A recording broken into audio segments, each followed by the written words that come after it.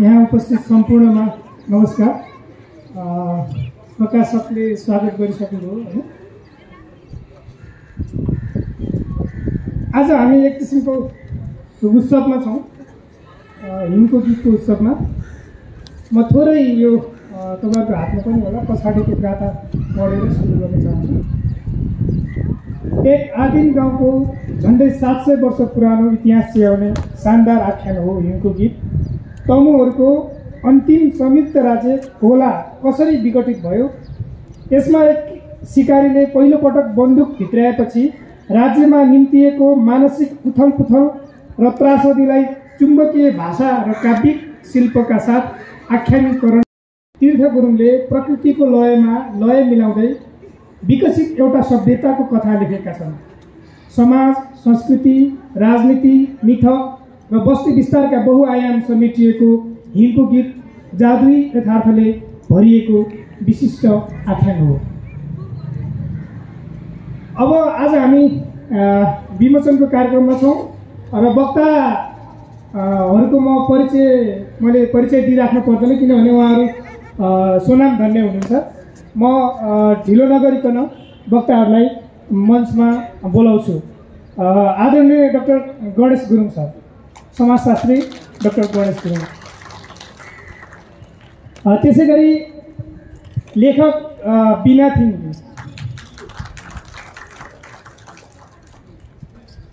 त्यसै गरी वक्ताको रूपमा लेखक सुबिन भट्टराई।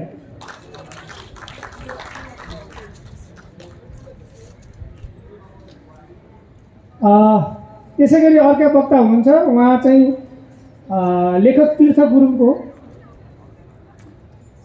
मित्र हुनुहुन्छ। त्यसकारणले उहाँले मित्रको बारेमा बोल्नुहुन्छ। लेखक भूपी बाहिर जानुभएको छ। ठिक छ। अब आजको प्रमुख व्यक्तित्व यतै हुनुहुँदो उहाँ चितवनदेखि आउनुभएको छ पुस्तकको लागि। र आजको प्रमुख व्यक्तित्व हिउँको गीतका लेखक तीर्थ गुरुङ थियो।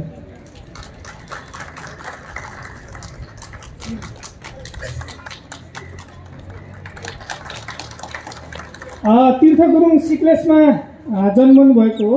उहाँको हिउँको गीत नामक यो पुस्तक, खास गरी उपन्यास चाहिँ दोस्रो उपन्यास हो। उहाँको पहिलो उपन्यास थियो पाठशाला, दोस्रो पुस्तकको रूपमा आख्यान सङ्ग्रह आपा क्वाप थियो भने उहाँले चिमाई गुरुङको आए गोर्खालीलाई नेपाली भाषामा अनुवाद गर्नुभएको छ। अब हामी ढिलो नगरिकन पुस्तक विमोचनको लागि मञ्चमा आसीन व्यक्तित्वहरूलाई अनुरोध गर्न चाहन्छु।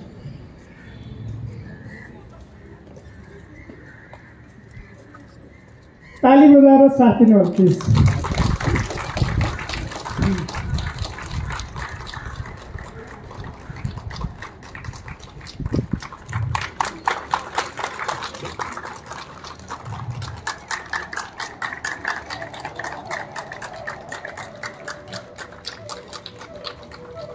हस्, धन्यवाद।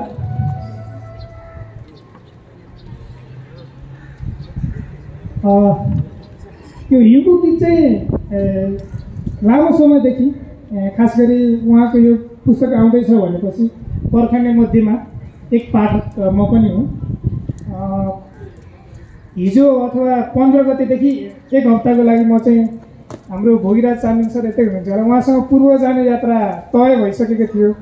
तर 4-5 दिन अगाडि यो कार्यक्रमको सेड्युल चाहिँ सार्वजनिक भएपछि त्यो कार्यक्रम चाहिँ स्थगित गरेर यही कार्यक्रममा दर्शकको रूपमा चाहिँ उपस्थित हुनको लागि म यहाँ बसेको थिएँ। त्यस कारणले पनि यो चाहिँ मेरो लागि लामो समयदेखि पर्खिरहेको पुस्तक र एक किसिमले आज उत्सव जस्तो पनि लाग्छ। हुन त हिजोको जुन उपत्यकामा भएको घटनाक्रमले चाहिँ हाम्रो अलिकति मानसिकता बिथोलिएको छ र पनि हामी चाहिँ यो पुस्तकलाई सेलिब्रेट गर्न उपस्थित छौँ। अब कार्यक्रमलाई सरासरी अगाडि बढाउँदै, हुन त साथीहरू आउँदै हुनुहुन्छ होला, तर पनि अब दर्शक दीर्घामा क्वालिटी पूर्ण दर्शकहरू देखेको हुनाले, क्वालिटी भएको दर्शक देखेको हुनाले अब हामी अगाडि बढ्दा हुन्छ जस्तो लागेर सुरुमा पुस्तकभन्दा अगाडि पुस्तकका लेखक उपन्यासकार तीर्थ गुरुङसँग लामो समयदेखि सङ्गतमा रहनु भएका लेखक भुपिनलाई लेखकको बारेमा आफ्नो मित्रको हिसाबले एउटा मन्तव्य राखिदिनु हुन हार्दिक अनुरोध।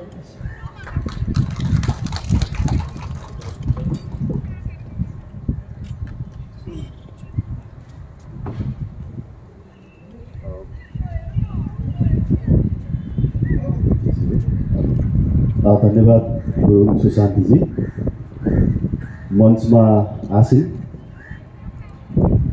प्रिय मित्र जसको किताबको हामी आज विमोचन गर्दैछौँ, छलफल पनि गर्दैछौँ, तीर्थ गुरुङ किताबको बारेमा मन्तव्य राख्नको लागि आउनुभएका आदरणीय डाक्टर गणेश गुरुङज्यू, बिनाजी, अनि त्यसपछि सायाका लेखक, धेरै उपन्यासका लेखक हाम्रो मित्र,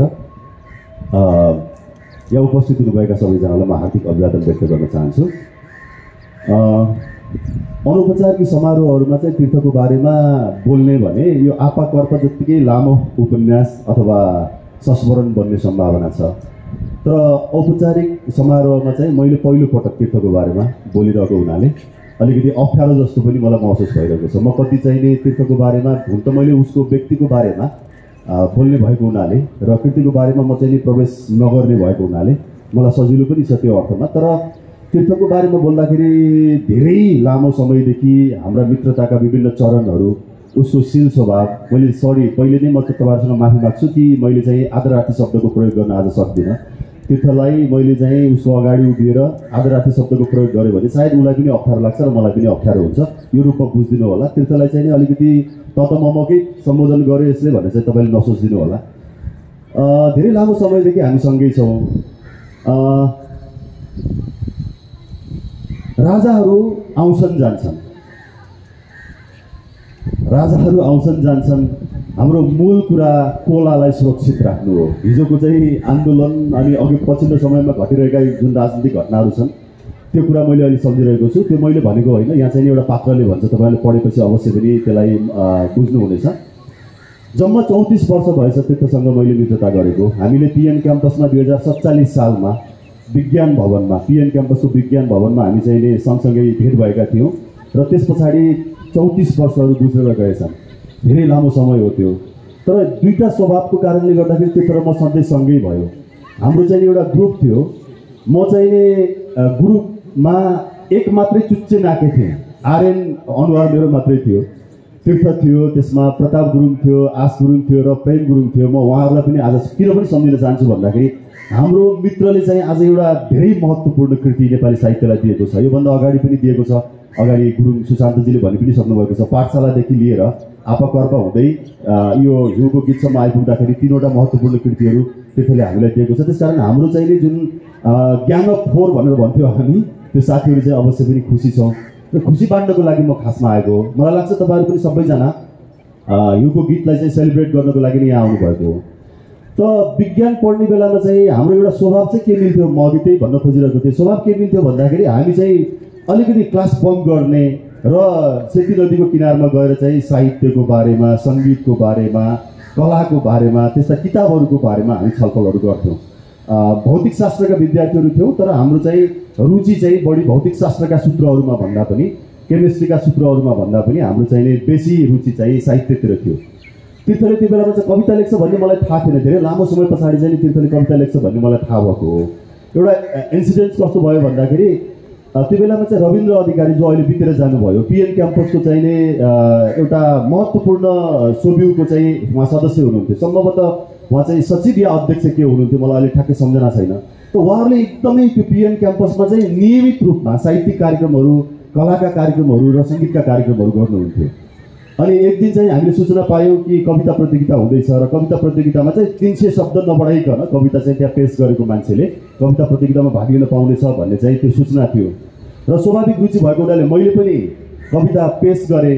तीर्थले पनि पेश गरेको रहेछ, मलाई थाहा थिएन। तीर्थलाई चाहिँ भुपिनले पेश गरेको थाहा थिएन र भुपिनलाई चाहिँ तीर्थले पेश गरेको थाहा थिएन।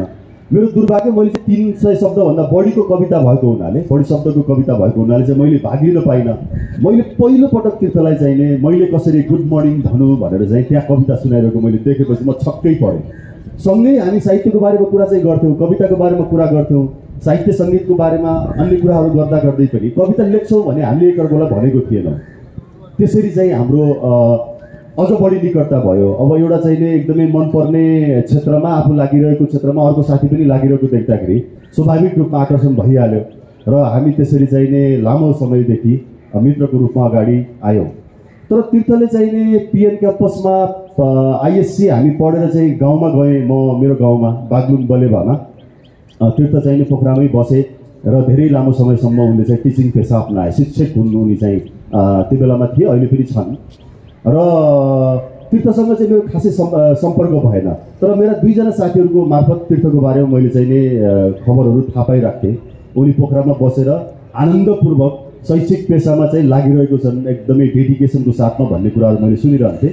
विशेष गरेर प्रेम गुरुङ र आश गुरुङसँग चाहिँ मेरो पत्राचार भइरहन्थ्यो र त्यो बेलामा चाहिँ मलाई सोध्न मन लाग्थ्यो तीर्थसँग कि तिमीले चाहिँ कविता कति लेखिरहेको छौ, मैले पनि अलिअलि लेख्दैछु, भामे सर्दैछु भन्ने चाहिँ नि मन त हुन्थ्यो, तर चाहिँ हाम्रो पत्राचार हुन्थेन। किनभने तीर्थको स्वभाव चाहिँ अलिकति छिट्टै नखुल्ने, अनि त्यसपछि आफ्नो कुराहरू चाहिँ प्रस्तुत गर्नको लागि हतार नगरिहाल्ने त्यस्तो खालको स्वभाव भएको हुनाले पनि हाम्रो पत्राचार भएन र त्यो कुरा थाहा भएन। धेरै लामो समय पछाडि एक दिन चाहिँ संरक्षण कविता आन्दोलन तपाईँहरूले कतिको सुन्नुभएको छ, पोखराबाट हामीले सुरु गऱ्यौँ। सरूभक्त दाईको नेतृत्वमा हामीले चाहिँ 5 बुँदे घोषणापत्र सहित हामीले चाहिँ प्रकृति र पर्यावरणको संरक्षण गर्नुपर्छ भनेर चाहिँ संरक्षण कविता आन्दोलन सुरु गऱ्यौँ र त्यसको चाहिँ एउटा कार्यक्रम चाहिँ सिक्लेसमा गरेर फर्केपछि महेन्द्रपुरमा एकदमै पानी परिरहेको थियो र त्यो बेलामा चाहिँ मैले तीर्थलाई अचानक भेटेँ। धेरै लामो समयपछि भेटघाट थियो त्यो हाम्रो चाहिँ। अनि तीर्थलाई भेट्ने बेलामा तीर्थ यस्तो भयो नि, हामी त संरक्षण कविता आन्दोलनको लागि सिक्लेस गएर आएको भनेर चाहिँ तीर्थले मैले भनेपछि, ओ तीर्थ भूपिन तिमीहरू चाहिँ सिक्लेस गएर आएको मलाई थाहा भएको भए म पनि जान्थेँ, मलाई पनि मेरो गाउँको मान्छेहरूले कविता लेख्दो रहेछ, यो पनि ठुलो मान्छे भयो भनेर सोच्दा हुन् भनेर चाहिँ तीर्थले भनेपछि बल्ल तीर्थको गाउँ सिक्लेस हो भन्ने मलाई थाहा भयो। अलिकति गिल्टी फिल पनि भयो, नजिकको साथीलाई मैले किन खबर गरिनँ भन्ने खालको पनि भयो। स्वाभाविक थियो किनभने हाम्रो बिचमा त्यस्तो गाढा सम्पर्क थिएन। उनी शिक्षण पेसामा चाहिँ एकदमै धेरै लागेको थिए र म चाहिँ नै विद्यार्थीको रूपमा पिएन क्याम्पसमा पढिरहेको स्थिति थियो। त्यस पछाडि के भयो भन्दाखेरि तीर्थले मलाई चाहिँ आफ्नो बोर्डिङ स्कुलमा, म चाहिँ त्यो बेलामा बेरोजगार थिएँ, भूपिन बेरोजगार हो भने ठिक छ नि त टिचिङ गरौँ न सँगै भनेर चाहिँ आफ्नै स्कुलमा बाल विद्या मन्दिर बोर्डिङ स्कुलमा उनले चाहिँ मलाई एउटा शिक्षकको चाहिने जागिर उनको कारणले मैले पाएँ र त्यसपछि हाम्रो मित्रता त्यसपछि फेरि अलिक झाँगिँदै गयो।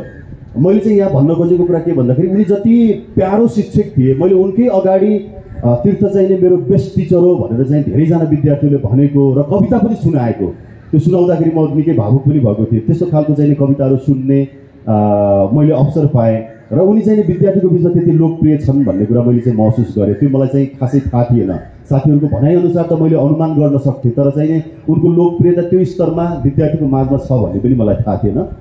र उनको चाहिँ एउटा ब्लू मिमोसा भन्ने होस्टेल थियो, त्यो ब्लू मिमोसा होस्टेलको बारेमा मेरा धेरै एकदमै सुखद स्मृतिहरू छन्, म सम्झिन चाहन्छु छोटकरीमा। त्यो ब्लू मिमोसा स्कुलमा चाहिँ धेरै विद्यार्थीहरू बस्थे र मलाई चाहिँ सबभन्दा बढी आकर्षण गर्ने तीर्थको चाहिँ लाइब्रेरी थियो। धेरै सुन्दर लाइब्रेरी थियो र तीर्थको चाहिँ अध्ययन संस्कृति कति बलियो छ भन्ने जनाउनको लागि सङ्केत दिनको लागि त्यो लाइब्रेरी चाहिँ काफी थियो। उनको ऱ्याकमा धेरै सुन्दर किताबहरू जुन मैले पढ्न इच्छा गरिरहेको थिएँ ती किताबहरू थिए र तीर्थले ती सबै किताबहरूको अध्ययन गरेको आधारमा लेखेको डायरी मलाई सुनाउँथे र डायरी चाहिँ नि मेकिङ गर्ने उनको धेरै पुरानो बानी रहेछ, त्यो बेलामा मैले थाहा पाएँ। र उनले के भन्थ्यो भने भूपिन तिमी चाहिँ कवितामा लाग्यो, कविता लेख, म त डायरी लेख्छु र मलाई मेरो रुचि भनेको चाहिँ आख्यानमा छ, म कथा लेख्छु भनेर भन्थे। अनि तीर्थले चाहिँ कहिले कथा सङ्ग्रह निकाल्लान्, तीर्थले कहिले आख्यान निकाल्लान् भन्ने चाहिँ मलाई एक खालको मनमा चाहिँ जिज्ञासा भाव भइरहन्थ्यो। र धेरै लामो समय पछाडि तीर्थले अन्तर्वार्तामा पनि भनेका छन्, आजकै चाहिँ अन्तर्वार्तामा पनि त्यो कुरा आएको छ, धेरै लामो समय पछाडि धेरै लामो चाहिँ उमेर छिप्पिए पछाडि चाहिँ साहित्यमा हात हाले। धेरै लामो भन्नाले पनि साह्रै धेरै लामो त होइन, तर मोटामोटी 40 वरिपरिको उमेरदेखि चाहिँ उनले साहित्यलाई अलिकति सिरियसली लिए। त्योभन्दा अगाडि उनी एकदमै राम्रो अध्येता थिए र त्यसलाई चाहिँ मैले अब लेखनमा पनि लग्नुपर्छ भनेर चाहिँ उनले त्यो गरे। र एउटा कुरा चाहिँ यहाँ भन्न चाहन्छु, उनको चाहिँ पाठशाला पहिलो कृति चाहिँ होइन, धेरैजनाको लागि यो नयाँ हुन्छ। तीर्थको त्योभन्दा अगाडि चाहिँ एउटा कृति प्रकाशित थियो, तर त्यो कृति चाहिँ साहित्यिक कृति थिएन। त्यो चाहिँ विद्यार्थीहरूको लागि जीके जुन जनरल नलेज इङ्ग्लिसमा उनको एउटा कृति पनि त्यो उनले प्रकाशित गरेका थिए। आज भन्दाखेरि एउटा लेखकको एउटा नयाँ पाटो पनि खुल्ला भनेर मैले त्यति भन्छु, भन्नु मन लाग्यो मलाई चाहिँ। सो तीर्थको चाहिँ पाठशाला निस्केपछि स्वाभाविक रूपमा हामी सबै खुसी भयौँ र पाठशालाले चाहिँ पाठकहरूको अपार माया पायो। नेपाली साहित्य जहाँ चाहिँ बाल साहित्य धेरै लेखिएको छ, प्रौढ साहित्य धेरै लेखिएको छ, तर एउटा वर्गको बारेमा साहित्यको रचना त्यति राम्रोसँग भएको थिएन, धेरै स्ट्रङली आएको थिएन। त्यो टिनेजरहरूको लागि, एडोलसेन्स ग्रुपको बच्चाहरूको लागि, किशोरहरूको लागि चाहिँ साहित्य लेखिएको थिएन र उनको त्यो पाठशाला भन्ने किताबले त्यो अर्थमा चाहिँ धेरै महत्त्वपूर्ण र ऐतिहासिक महत्त्व राख्छ भन्ने मलाई लाग्छ। अहिले पनि भेट्ने बेलामा, अघि पनि मैले चाहिँ एकजना साथीलाई भेटेँ, उहाँले भन्दै हुनुहुन्थ्यो ओ पाठशालाको लेखक भनेर चाहिँ भन्नुभएको थियो। सो धेरैजनाले पाठशालालाई धेरै मन पराए। आप्पा कर्प चाहिँ अलिकति स्यान्डविच भयो। अब यो किताब र त्यो पाठशालाको बिचमा अलिकति स्यान्डविच हुन्छ कि भन्ने मलाई डर लाग्छ, तर उनको चाहिँ आख्यानकारिताको निखार त्यो आप्पा कर्पमा पनि आएको छ, तपाईँहरूले इन्जोय गर्नुभएको होला भन्ने मलाई लाग्छ। र अब उनको व्यक्तिको बारेमा कुरा गर्ने बेलामा चाहिँ मलाई एकदमै भन्न मन लाग्छ, मैले अध्ययनशील व्यक्तित्वको बारेमा मैले कुरा गरिहालेँ। धेरै राम्रो अध्ययन संस्कृति छ तीर्थसँग, त्यसकारण चाहिँ राम्रो कृति आउँछ भन्ने मलाई लाग्छ। किनभने राम्रो अध्ययन नभइकन राम्रो कृति निकाल्न सकिन्छ भन्ने कुरामा चाहिँ कम्तीमा पनि मलाई विश्वास छैन। तीर्थले त्यो प्रमाणित पनि गरे। र उनको चाहिँ व्यक्तित्वको कुरा गर्दाखेरि यहाँ मैले भन्नै पर्छ, म अलिकति भावुक पनि हुन सक्छु। मैले चाहिँ अलिकति बलियो बनाएर म बोल्ने यहाँ कोसिस गर्दैछु। गर्वले मेरो छाती फुलिरहेको हुनाले पनि अलिक भावुक हुने सम्भावना छ, कोसिस गर्छु कि उनमा चाहिँ भएको सबभन्दा मलाई लाग्ने एउटा कुरा व्यक्तित्वको कुरा गर्दाखेरि इमान्दारिताको एउटा लेभल, एउटा एउटा एउटा एउटा उचाइ, एउटा टापु मलाई चाहिँ तीर्थ गुरुङ हुनु भन्ने लाग्छ। मेरा धेरै साथीहरू छन्, तपाईँहरूको पनि धेरै साथी हुन्छन् अवश्य जीवनमा, तर मलाई चाहिँ तीर्थ सधैँभरि एक इमान्दार साथीको रूपमा मैले उनलाई चाहिँ सधैँ सम्मान गर्छु र उनीसँगको मित्रताको मेरो कारण एउटा त्यो पनि हो। र अर्को चाहिँ उनभित्र भएको कुटकुट भरिएको त्यो करुणा भाव। तपाईँले चाहिँ तीर्थलाई अहिले चाहिँ आलोचना गर्नुभयो, तपाईँले चाहिँ तीर्थको बारेमा केही नराम्रा टिप्पणीहरू गर्नुभयो, तीर्थले चाहिँ तपाईँलाई क्षमा दिने त्यो उनीसँग क्षमता छ, त्यो करुणा भाव। अनि बच्चाहरूलाई चाहिँ माया गर्ने र गाउँमा जाने बेलामा पनि सबैजनालाई बोलाउँदै बोलाउँदै हिँड्ने, सबैसँग चाहिँ सन्चो बिसन्चो सोच्दै हिँड्ने त्यो चाहिँ जुन स्वभाव छ त्यो मलाई धेरै सुन्दर लाग्छ। र हामी लेखकहरूले, हामी कविहरूले पनि त्यो कुरा चाहिँ सिक्नुपर्छ भन्ने लाग्छ। मैले पनि तीर्थबाट धेरै कुराहरू सिकिरहेको हुन्छु त्यो अर्थमा। र सबैप्रति प्रेम भाव राख्ने, नम्र बोली बोल्ने र धेरै कम बोल्ने। तीर्थले चाहिँ अब साथीहरूले बोल्नुहुन्छ, त्यसपछि तीर्थले बोल्ने भनेको 2-4 शब्दहरू मात्रै हो। अलिकति भिड मन नपराउने स्वभाव उनको छ। र वैचारिक रूपमा भन्ने हो भने उनको एउटा लाइन म यहाँ प्रश्नसँग भन्छु। उनी चाहिँ तपाईँले उनको फेसबुक खोल्नुभयो भने अथवा ट्विटर खोल्नुभयो भने ट्विटरमा चाहिँ उनले लेखेका छन् आम ए नन बिलिभर, होइन, नन बिलिभरको रूपमा उनले आफूलाई प्रस्तुत गर्छन्। र मलाई चाहिँ लेनिन पनि उत्तिकै मनपर्छ, जोन लेनिन पनि उत्तिकै मनपर्छ। सबैजनाप्रति मेरो समान प्रेम छ। त्यसले पनि उनको वैचारिकतालाई चाहिँ धेरै अगाडि बढाउँछ भन्ने मलाई लाग्छ। सो सबैको लागि चाहिँ खुल्ला पाठक किताब जस्तो सबैलाई प्रेम गर्ने, सबैप्रति करुणाभाव राख्ने तीर्थको चाहिँ किताब आज विमोचन भएको छ।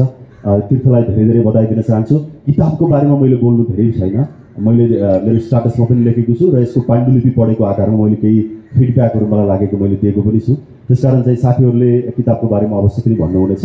मलाई चाहिँ एउटा भन्न मन लागेको कुरा भन्छु र टुङ्ग्याउँछु म चाहिँ, धेरै लामो लिन समय। यो किताबलाई अघि पनि कुरा भइसक्यो, 700-800 वर्षको चाहिँ कोला सोथारको इतिहास अथवा गुरुङहरूको ओरिजिन मानिएको, ओरिजिन हो कि होइन भन्ने बारेमा पनि तर्क वितर्कहरू हुन सक्छन्। मैले चाहिँ त्यस्तो त्यो युट्युबमा हेर्ने बेला मैले पाएको छु। त्यो कोला सोथारको कथा मात्रै भनेर चाहिँ हामीले 700 वर्ष अगाडिको कोला सोथारको मात्रै कथा भनेर भन्यौँ भने यस उपन्यासप्रति अन्याय हुन्छ। यो एलिगोरीको रूपमा चाहिँ तपाईँहरूले लेख्न के अरे यसलाई पढ्न सक्नुहुन्छ। जसरी चाहिँ प्लेटोले एलिगोरी अफ केभ लेखे, जसरी चाहिँ अब हाम्रो चाहिँ एनिमल फर्मलाई पनि एउटा बिम्बको रूपमा हामीले अहिलेको समयसँग पनि रिलेभेन्ट एउटा राम्रो महत्त्वपूर्ण उपन्यासको रूपमा हामी पढ्न सक्छौँ। बच्चाले उत्तिकै मन पराइरहेको हुन्छ, बुढाबुढीले उत्तिकै मन पराइरहेको हुन्छ, त्यो समयका मान्छेहरूले मन पराएको हुन्छ र अहिलेको मान्छेले उत्तिकै मन पराउँछन्। मलाई लाग्छ यो किताबको चाहिँ सान्दर्भिकता धेरै पछाडिसम्म रहनेछ, अहिलेको समयसम्म पनि रहिरहेको छ र पछाडि पनि रहनेछ। मैले अगाडि भनिहालेँ, राजाहरू आउँछन् जान्छन्, हाम्रो मुख्य काम चाहिँ खोला सोथारको सुरक्षा गर्नु हो। धन्यवाद।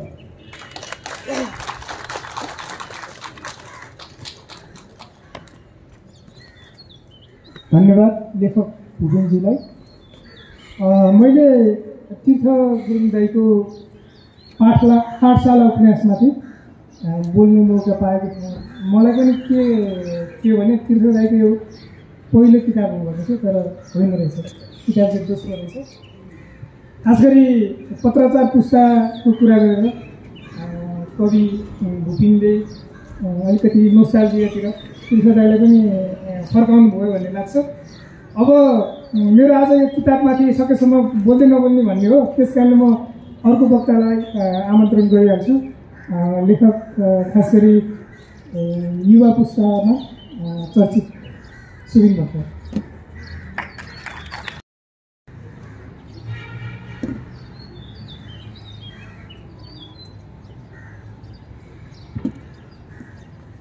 धन्यवाद सुशान्तजी।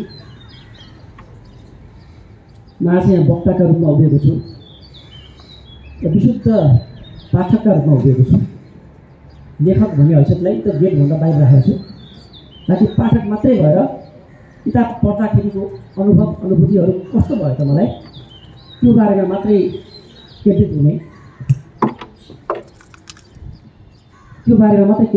हुन्छु। वास्तवमा तीर्थजीसँग मेरो भेट पाठशालाबाटै भएको हो, लेखक र पाठकका रूपमा। पाठशाला पढ्दाखेरि मलाई यति राम्रो, यति सुन्दर प्रस्तुति लाग्यो किताबको। यस्तो आकर्षक भाषा र कयौँ दिनसम्म त्यसले मस्तिष्कमा हिर्काइरहेको थियो। सायद त्यही प्रभावले हुनुपर्छ हिउँको गीतमाथि पनि बोल्ने मौका आउँदाखेरि मैले नाइ होइन, मैले खुसी भएँ म बोल्छु भनेर भनेँ। खासमा म एउटा कोको मिलरको ब्लू सिस्टम भन्ने किताब पढिरहेको थिएँ, मध्य भागमा थिएँ, एकदम इन्जोय गरिरहेको थिएँ। तर त्यसलाई थन्क्याएर हिउँको गीत मेरो हातमा आइपुग्यो र यो 450 पेजको किताब मलाई पढ्नलाई लगभग 3 दिन जति लाग्छ बढीमा। यो किताब पढ्न मलाई 7 दिन लाग्यो। अब यसको अर्थ बिस्तारै खुल्दै जानेछ। सुरुमा पढ्ने क्रममा सुरुमा कति धेरै पात्रहरू होला जस्तो लाग्यो। मूल कथामा प्रवेश गर्नुभन्दा अगाडि पनि र मूल कथामा प्रवेश गरिसकेपछि पनि कथाले एउटा गति भेटेन कि जस्तो लाग्यो सुरुमा। तर जब कथाले गति भेट्न थाल्छ त्यस पछाडि एउटा रफ्तार पक्रिन्छ र वास्तवमै चुम्बकीय भाषा भने जस्तै त्यो के छ यसमा कमी कमजोरी, के छ गल्ती, कहाँनिर के भेटौँ भन्नुभन्दा पनि त्यसमा मजाले बगेर गइन्छ। र यो कथा एकदमै ठुलो क्यानभासमा लेखेको कथा छ। लेखकले आफैले पछाडि भन्नु पनि भएको छ। नर्मली मेरो पढ्ने बानी एउटा के छ भने लेखकले के भनेको छ आफ्नो किताबको बारेमा भनेर म सुरुमै पढेँ।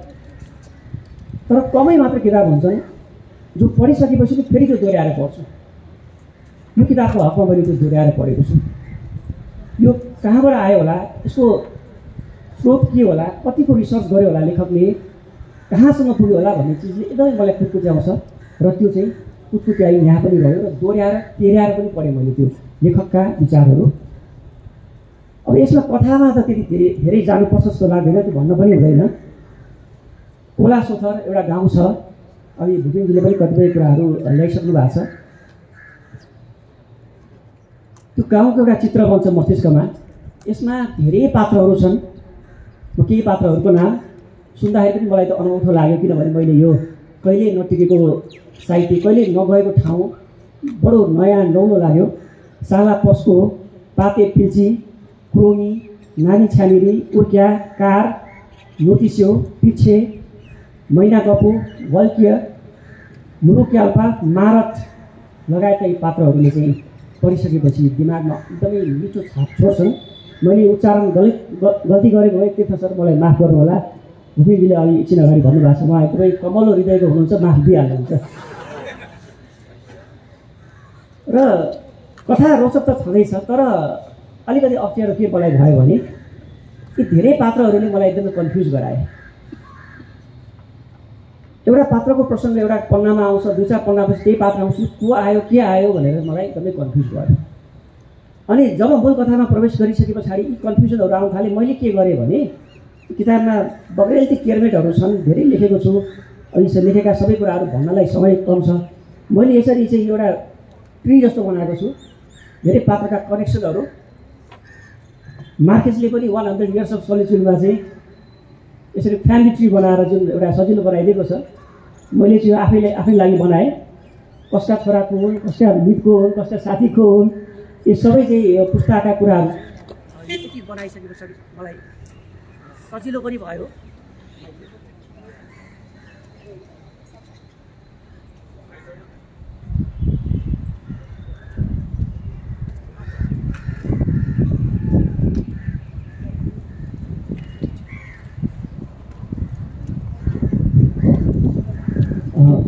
किताब पढ्न सुरु नगरिसक्नुभएका अथवा पढ्न सुरु गर्नेहरूलाई जसलाई अप्ठ्यारो लाग्छ, यो तमु समाजको 700 वर्ष अगाडिको एउटा इतिहासमाथि गएर चाहिँ कथा भनिएको छ, यहाँहरूलाई पनि त्यो एउटा फ्यामिली ट्री जस्तै विभिन्न पात्रहरूका चाहिँ कनेक्सनहरू बिल्डअप गरेर त्यो एउटा खेसरा गरेर पढ्न सकिन्छ। एउटा यो सजिलो मैले बनाइदिएको मात्रै हो।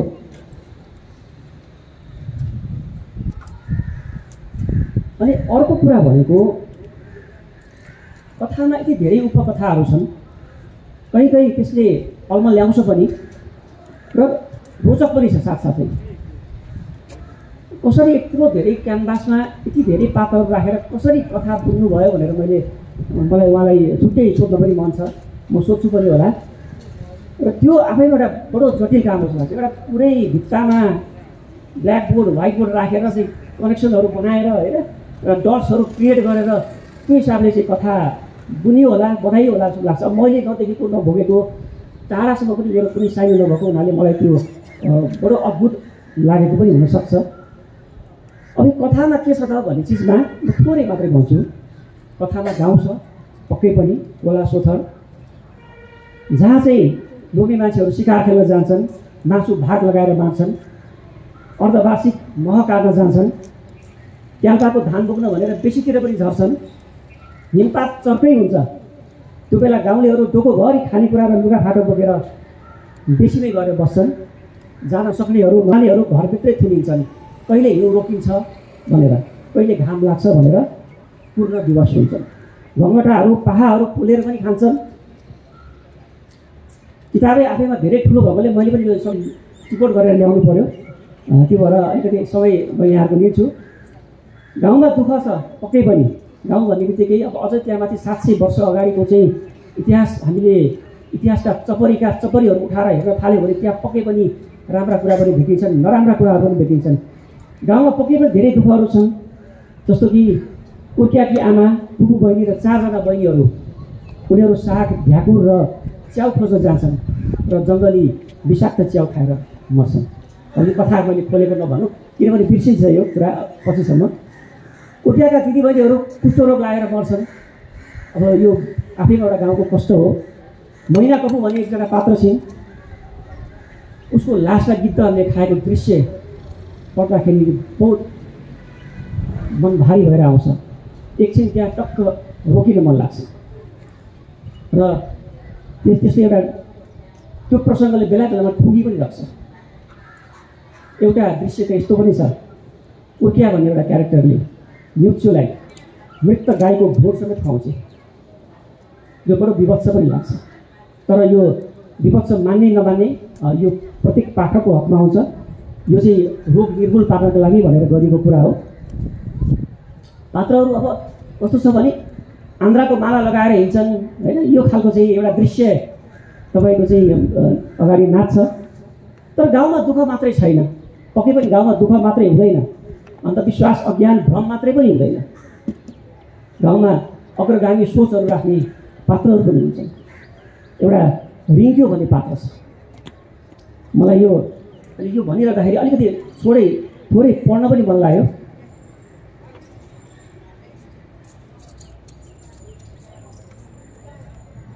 रिङ्क्यो मात्र त्यस्तो रिङ्क्यो मैले प्रनाउन्स चाहिँ गरेँ। रिङ्क्यो मात्र त्यस्तो मान्छे थियो जो नुतिसोलाई आश्वस्त पार्थ्यो। ऊ बोक्सी भूतप्रेत र यहाँसम्म कि सिमे भूमिको अस्तित्वमा समेत प्रश्न उठाउँथ्यो। उसले नि वन मान्छे हुँदैन भनेर नुतिसोहरूले वन मान्छे ठानेको झ्याउको डल्लोमा आगो लगाएको थियो। इन्द्रेणीको पिठमा कुनै भूत हुँदैन भनेर साथीहरूसितको एउटा विशाल इन्द्रेणीको फेदसम्म पुगेर आएको थियो र मान्छे मरेपछि त्यो माटोको थुप्रो बाहेक केही हुँदैन भनेर चियान डाँडामा एक्लै बसेको पनि थियो।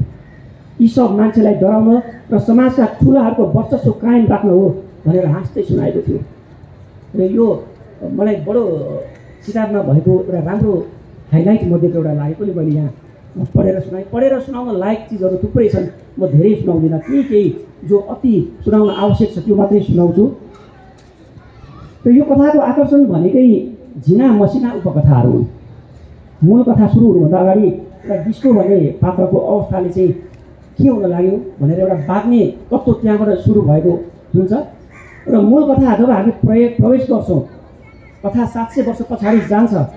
त्यसपछि प्रोमी भन्ने एउटा पात्र छ जो एउटा घटनापछि, त्यो के घटना म भन्दिनँ, त्यो घटनापछि हराउँछ र ऊ अब भेटिन्छ कि भेटिँदैन, भेट्यो भने कस्तो अवस्थामा भेटिन्छ, उसले के शक्ति बोकेर आउँछ, यो चिज हो कथाको सबैभन्दा स्ट्रङ हाइलाइट, जसले अन्तिमसम्म बाँधेर राख्छ। र अन्तिममा के हुन्छ यो भन्ने त अवश्य पुरै पनि भएन। र अरू मलाई राम्रा किस्साहरू पनि के भन्न मन लाग्यो। नुतिसो शाकाहारी भएको चाहिँ किस्सा बडो बेजोड लागेको छ मलाई। त्यो जुन ढङ्गले लेखकले वर्णन गर्नुभएको छ त्यो वर्णन गर्ने शैलीले एकदमै लोभ्याएको छ। त्यसै गरी गिरिशोले अलिदेवले मार्गप्रतिको प्रेम चाहिँ माटोमा कान थापेर सुन्ने एउटा जुन छ म्याजिकल रियालिजमको कुरा भएको छ यहाँ, होइन? धेरै ठाउँमा यहाँ यो चाहिँ प्रयोग भएको भन्ने देखेको छु। चराहरूले चाहिँ त्यो उहाँले कति राम्रोसँग प्रस्तुत गर्नुभएको छ। चराहरूको हुल्का हुल आएर चाहिँ खुट्टा टेकेर ढिकीमा चाहिँ धान कुटीतिर सहयोग गर्छन्, त्यसले छुन्छ कता कता। भेडाको बथान आएर चाहिँ कार भन्ने पात्रलाई चाहिँ जुन हिसाबमा गायब गराउँछ त्यो आफैमा पनि एकदमै तिलस्मी लाग्छ, होइन? कथामा त्यसै गरी प्रेम पनि छ। अलिदेवले मारतलाई गरेको प्रेम कता कता एकतर्फी प्रेमको उदाहरण जस्तो लाग्छ। मारत अलिदेव अर्थात् जो पछि त्यहाँको राजा पनि हुन्छ, परिचय हराएको एउटा पात्रको रूपमा चिनिन्छ र त्यसको खोजीमा उसभित्रको जुन एउटा छटपटाहट हुन्छ त्यो वास्तवमै उहाँले एकदमै मनोवैज्ञानिक ढङ्गले चाहिँ त्यसको चाहिँ आफ्नो परिचय नभएको मान्छेलाई परिचय खोज्नको जुन एउटा हुचहुची, जुन एउटा तिर्खा कस्तो हुन्छ त्यो बडो बेजोड र सुन्दर मलाई लागेको पक्ष हो अर्को। त्यसै गरी नारद र अलिदेवको सम्बन्धले जस्तो रूप लिन्छ त्यसको चाहिँ अझै सूक्ष्म मनोवैज्ञानिक विश्लेषण पनि गर्न सकिन्छ जस्तो मलाई लाग्छ। अझै बढी म चाहिँ अलिकति मनोविज्ञानमा मेरो बढी रुचि हुने भएकोले पनि होला त्यो अझै आएको भए मिठो जस्तो लाग्छ। जस्तो अब त्यसको कथाको अन्त्यमा मारतले जुन एउटा प्रतिशोध त होइन, प्रतिशोध लिए जस्तो गरेर चाहिँ अलिदेवका हरेक निर्णयहरू, हरेक कुराहरू पछि विपक्षी रूपमा चाहिँ विपक्षी भएर चाहिँ उभिएको हुन्छ। त्यो कुराले चाहिँ मलाई यो खालको प्रेमले पनि बडो तान्यो मलाई। त्यसै गरी उर्किया र पस्को उनीहरूको अर्कै खालको बेजोडको प्रेम छ। कार र पोस्योको अर्कै प्रेम छ। छ्यापचु र नयाँ घरी बुहारीको सम्बन्धको छुट्टै आयाम छ। रिङ्क्यो र लुक्स्यो, कुचिरी र क्याल्पा यिनीहरूको पनि प्रेमको छुट्टै दास्तान छन्। कतिपय कुराहरू अब 700 वर्ष अगाडिको प्रसङ्ग भए पनि आजको समाजमा पनि ती उत्तिकै सान्दर्भिक लाग्छन्। केही प्रसङ्गहरू मलाई यहाँ लागेको पनि छ। पक्षहरू, त्यो पक्ष भन्नाले उहाँले पछाडि अर्थ पनि भएको छ। अब यो कतिपयलाई थाहा पनि होला, होइन? बिहा नभइकन जन्मेको बच्चा जुनलाई चाहिँ पक्ष भनेर चाहिँ हामी परिचय नपाएको ती पक्षहरूमाथि गरिने विभेद र तिनका हीनता जो आज पनि हामी जात वर्ग हैसियत उपदाका नाममा हुने गर्छन् त्यो यसको सान्दर्भिकता एकदमै कायम छ। जस्तै कल्चै भन्ने पात्र जसलाई कसैले छोरा नस्वीकार्दा उसलाई वन मान्छे समेत भन्छन्। यो आफैमा एउटा ठिक लाग्दो सत्य छ। धनी र शक्तिमा भएकाहरूले गरिब र असहायहरूमाथि गर्ने थिचोमिचो विभेद र अन्याय जसको सिङ्गो प्रतिमूर्ति भएर उभिएको छ हाम्रो क्याल्पा राजा। यसको एउटा मात्र उदाहरणमा उर्कियाको पानी घट्टा कब्जा गरेको एकदमै पिठलाको दृश्य छ। अनेक राजनीति, कपट, प्रपञ्च, मार्का, अहङ्कार सबै थोक छ जो अहिले पनि भइरहेको छ। आज पनि एउटा सान्दर्भिक लाग्ने एउटा पङ्क्ति मलाई अर्को एउटा पनि सुनाउनै पर्ने जस्तो लाग्यो।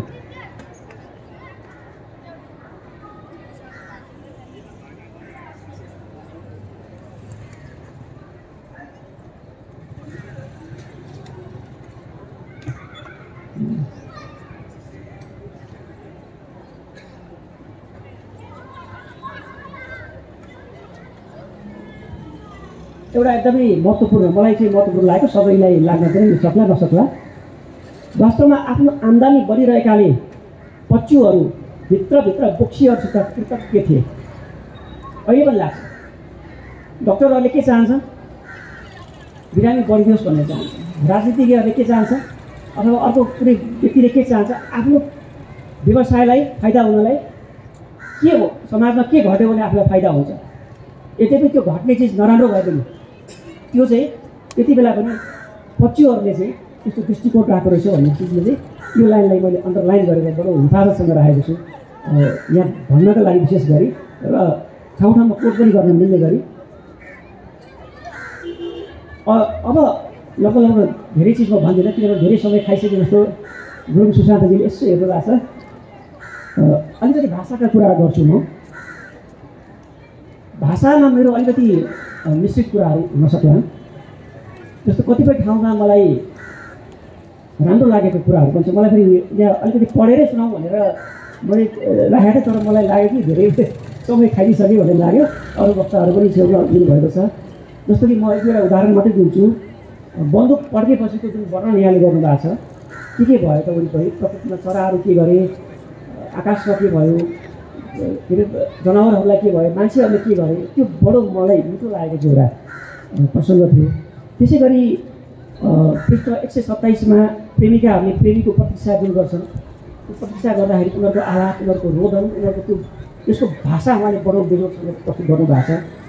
क्रोमी शिकारमा गएको र मारकको एकाकी र मनका बिलौनाहरू बडो सुन्दर मिठो लाग्यो मलाई। त्यसै गरी पशुको चाहिँ जनावरप्रतिको प्रेम व्याख्या उहाँले बडो राम्रोसँग गर्नुभएको छ। अनि कथा नपढ्नेहरूलाई के भनेर होला भनेर लाग्यो, झिजो पनि लाग्न सक्ला, तर म छोटकरीमा अब सक्लाउने कोसिस गर्छु। जस्तो ससाना अब मैले मिठा लाइनहरू पनि केही राम्रो लाग्छ। एउटा डिटेलिङको एउटा उदाहरण म एउटा दिइहाल्नुपर्छ जस्तो लाग्यो फेरि। उहाँले ठाउँ ठाउँमा राम्रो डिटेलिङ पनि गर्नुभएको छ, जो चाहिँ एउटा किताबको चाहिँ हाइलाइट पनि हो।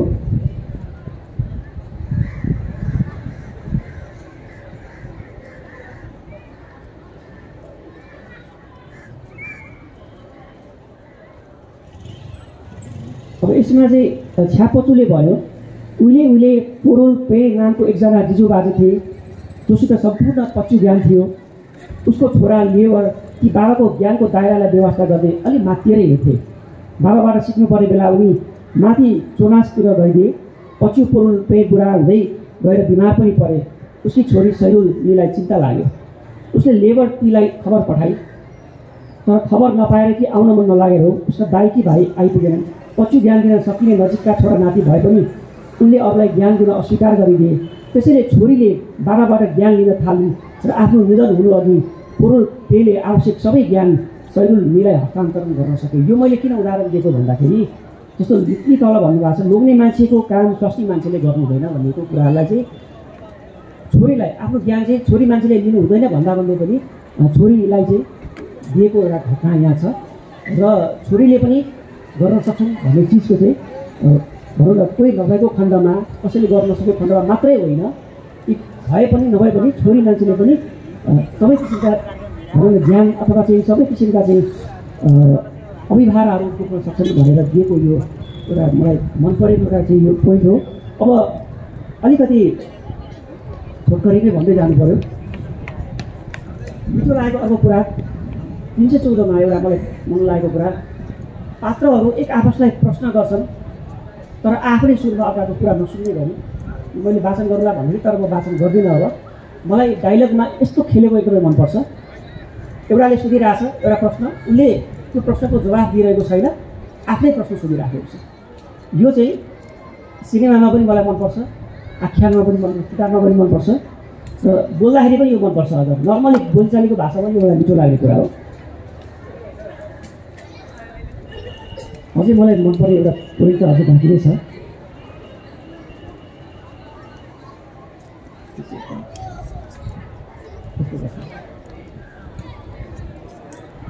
एउटा कथाको एउटा one of the strongest point,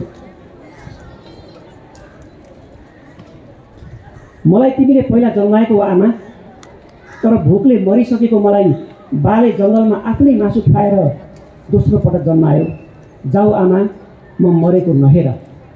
यो चाहिँ क्रोलीले भनेको यो संवाद बडो एकदमै धारिलो हतियार बनेर आएको जस्तो मलाई लागेको छ। अब अलिकति केही मलाई चित्त नबुझेको कुराहरू पनि भनिदिन्छु थोरै, किनभने सबै प्रशंसै मात्रै गर्न पनि आएको त होइन, अलिकति त भन्नु पनि पर्छ, बाटो देखाउनु पनि पर्छ। हुन त मेरो के हैसियत, मैले बाटो देखाउनलाई, तर म पाठकका रूपमा चाहिँ म त्यो हैसियत राख्छु पनि। सुरुमा चाहिँ मलाई अलिक क्यारेक्टरहरू धेरै भएकाले, सब प्लटहरू चाहिँ धेरै भएकोले अलमल एकदमै भयो। मैले अघि पनि सुरुमा यो कुरा भने, को हो, को कस्तो को, मलाई त्यो नातो लाउन पनि एकदमै गाह्रो भयो। सायद म त्यो समाजसँग, त्यो ती पात्रहरूसँग मैले देखेँ भएका भन्दा धेरै पर भएकाले पनि हुनसक्छ, मैले पढिरहेका आख्यानहरूभन्दा अलिकति फरक आख्यान भएर पनि हुनसक्छ। अलिकति उहाँको पाठशाला जति चाहिँ सरल थियो, यो किताब अलिकति हेभी छ। यो पढ्नलाई चाहिँ यो आज लाग्छु, भरेसम्म पढ्छु, भोलि म फेसबुकमा लेखिहाल्छु भन्न सकिने किताब होइन। यसलाई अलिकति मिहिनेत गर्नुपर्छ, अलिकति बलियै लोहोरो लिएर बस्नुपर्छ जस्तो मलाई लाग्छ, बौद्धिक लोहोरो, मानसिक लोहोरो होइन। त्यसै गरी एउटै प्याराग्राफमा कति पात्रहरू एकैचोटि हुर्र आउँछन्, अलिङ्गाला जस्तै, एकछिन त कस्तो अलमल त्यो भइरहेको छ, कन्फ्युजन भइरहेको छ। कतिपय ठाउँमा भाषामा चाहिँ अलिकति सार्प एडिटिङ भएको जस्तो लाग्छ मलाई। एडिटिङको चाहिँ एकदमै खाँचो देखेँ यो किताबमा, किनभने सार्प एडिटिङ भएको भए पनि त्यो अलिकति पढाइ अलिकति छिटो हुनसक्ने, अथवा चाहिँ छिटो किन हुनु पऱ्यो भन्ने प्रश्न पनि आफैले एउटा प्रश्न हुन सक्ला। तर त्यसले कथालाई एउटा गति दिन सक्थ्यो होला जस्तो पनि मलाई लाग्यो। यसको उदाहरण मैले थुप्रै लेखेर पनि ल्याएको थिएँ, पेज नम्बर 71, पेज नम्बर 129, यो म तिम्रो सबैलाई छुट्टै भन्नुला। त्यसै गरी मलाई एउटा चाहिँ 293 पृष्ठमा यहाँलाई म छुट्टै पनि भन्छु, दुई अलग अलग पात्रले गरे तुलनाको शब्द चाहिँ एउटै किन भयो होला भन्ने मलाई एउटा प्रश्न लागेको, पेज नम्बर 293 मा छ। र अर्को भनेको अब कथा अलिकति डार्क छ, डिप्रेसिङ छ, विपक्ष पनि लाग्न सक्छ कतिपय ठाउँहरूमा, रमाइलो पनि छ ठाउँमा। र एकचोटि पढेर भन्दा पनि मैले त एकचोटि पढेँ, तर अझै दुईचोटि पढ्नुपर्छ जस्तो लाग्छ यसलाई कम्प्लिटली बुझ्नका लागि चाहिँ। त्यो चाहिँ मलाई आफूलाई फिल भएको कुरा। र भाषा अझै छरितो, अझै कसिएको भए अझ यसमा चाहिँ निखार आउँथ्यो। र अन्त्यमा अब चाहिँ अन्त्यमै मलाई के लाग्यो परिसक्दा भने यसको फिल्म बनेको भए कस्तो बन्थ्यो होला त, मलाई एउटा इम्प्रेसन पऱ्यो कि रेभेनेन्ट जस्तो बन्थ्यो कि डिकाप्रियोको रेभेनेन्ट जस्तो पनि अलिकति आयो। त्यसै गरी अलिकति काहीँ मलाई बाहुबलीको पनि आइरहेको थियो ढकालको। त्यसै गरी अवतारको जस्तो ढकालको पनि आइरहेको थियो अलिअलि, बन्नुपर्छ होला जस्तो पनि लाग्यो। कस्तो होला बनेको बन्थ्यो भने, यसको कलर कस्तो हुन्थ्यो होला, यसको चाहिँ क्यारेक्टरहरू कस्ता हुन्थ्यो होला भनेर एकदमै त्यो फिल्ममा ढालेर आफूलाई मन पऱ्यो भने नै त्यो गरिन्छ। फिल्म बन्नुपर्छ, बनेको भए यस्तो हुन्थ्यो भनेर त्यो हिसाबमा लगाइन्छ। मलाई धेरै नै कुरा बोल्नु मन थियो, किनभने यो किताबमाथि चाहिँ धेरै कुरा मैले टिपोफोरी गरेर ल्याएको थिएँ र मलाई कतिपय कुराहरू अझै मलाई लाग्छ मैले 10% पनि कुरा भन्न सकिनँ होला, किनभने समयको त्यस्तै पऱ्यो।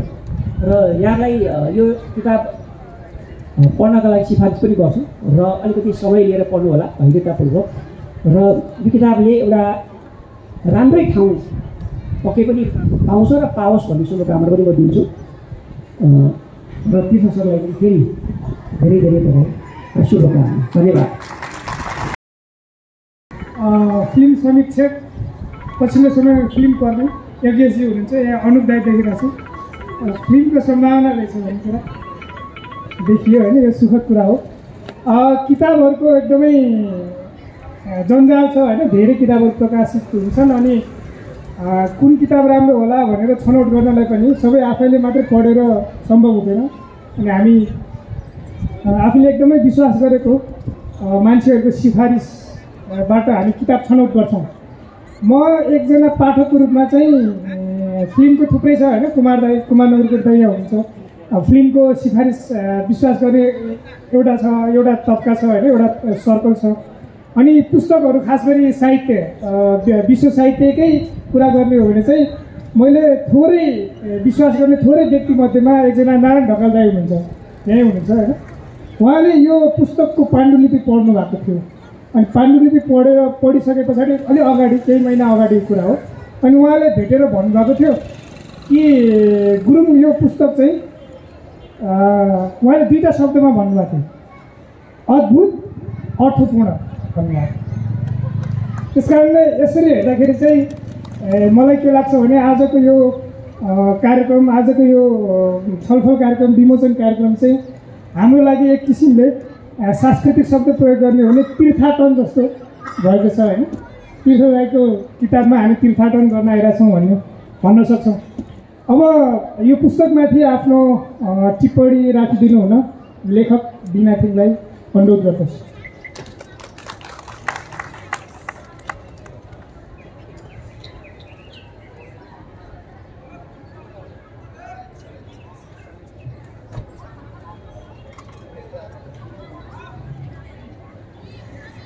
सबैजनालाई नमस्कार। सुबिनजीले कति धेरै बोल्छु भनेर टिपोट गरेर ल्याउनु भएको, तर 10% पनि बोल्न पाउनु भएन समयको पाबन्दीले गर्दाखेरि। म चाहिँ बाठो भएको छु, बोल्छु भनेको कुरा टिपेर ल्याएको छु, यति त बोल्छु।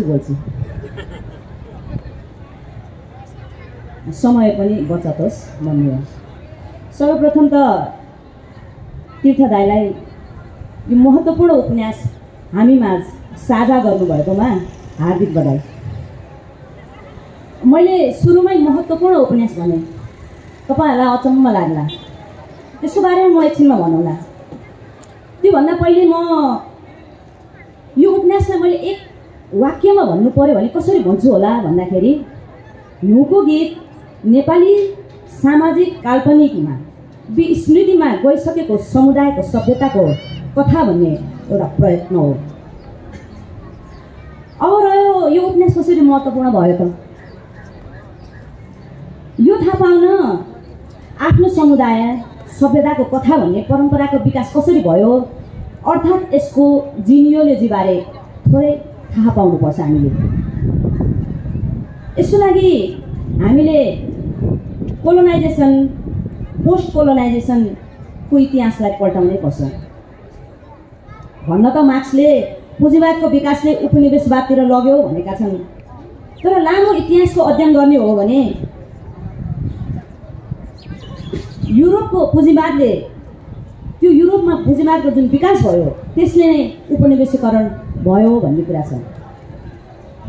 16औं शताब्दीतिर इटली, स्पेनका मानिसहरू जब डुङ्गा बनाएर सामुद्रिक यात्रामा निस्किए अनि उनीहरूले विभिन्न देशबाट सामानहरू खरिद गर्ने र विभिन्न महादेशतिर लगेर बेच्दै गर्न थाले।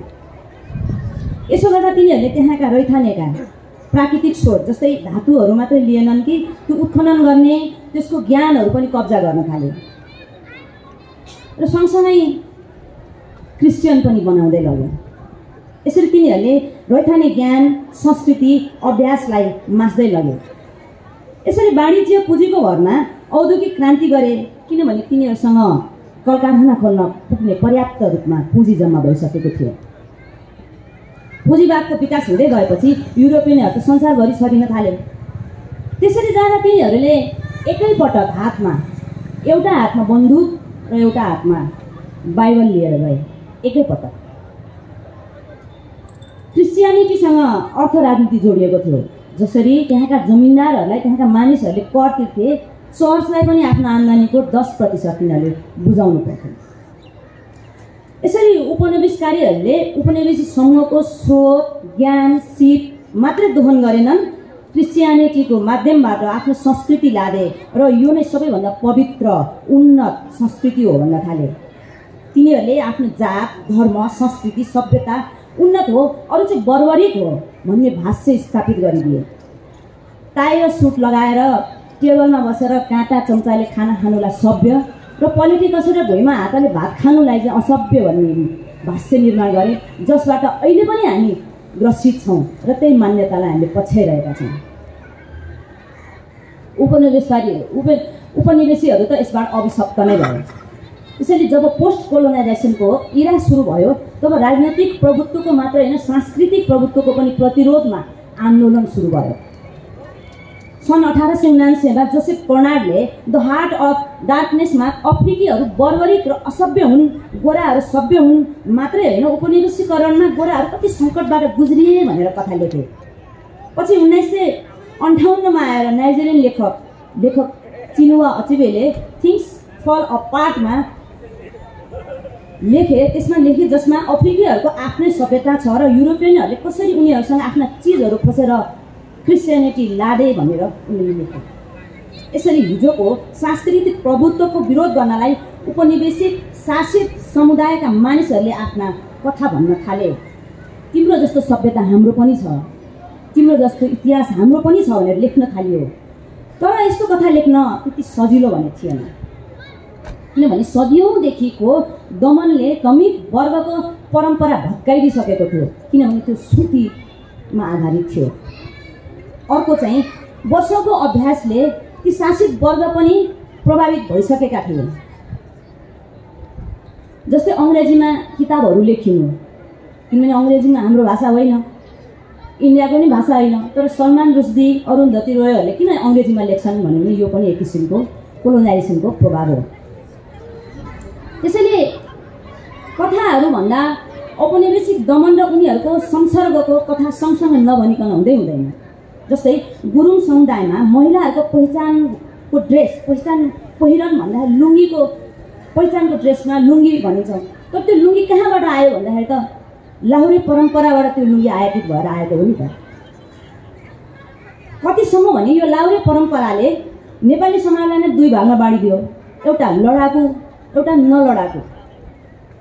यसले यस्तो एउटा बिम्ब खडा गरिदियो जसले यी जातिहरूको रगतमै भिड्ने तत्त्व हुन्छ भनेर भाष्य निर्माण गरिदियो। ख्यालमै 4 इन्च भन्ने यसैको उदाहरण हो। यो मार्शल रेसको थ्योरीको प्रभाव पनि हो।